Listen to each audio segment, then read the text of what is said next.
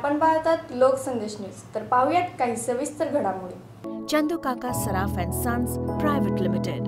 स्वाभिमानी काँग्रेस राष्ट्रवादी काँग्रेस आघाडीचे उमेदवार विशाल पाटील यांच्या प्रचारार्थ शहर जिल्हा अध्यक्ष पृथ्वीराज पाटील, जयश्रीताई पाटील यांच्या मार्गदर्शनाखाली सांगलीतील प्रभाग क्रमांक 12 मध्ये पदयात्रा काढण्यात आली। पदयात्रेचा प्रारंभ सांगलीचे आराध्य दैवत गणपती मंदिर येथे प्रचाराचा नारळ फोडून झाला। प्रभाग क्रमांक 12 मध्ये पदयात्रेस सुरुवात करण्यात आली।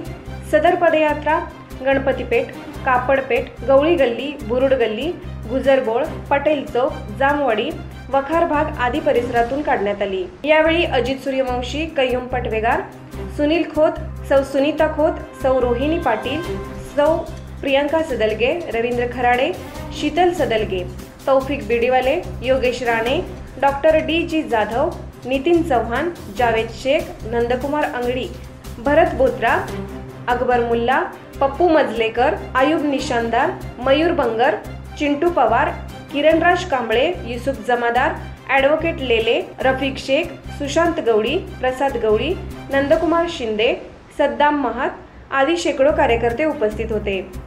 तसेच या पदयात्रेस परिसरातील नागरिकांनी देखील उत्स्फूर्तपणे प्रतिसाद दिला। सांगली लोकसभा मतदारसंघाची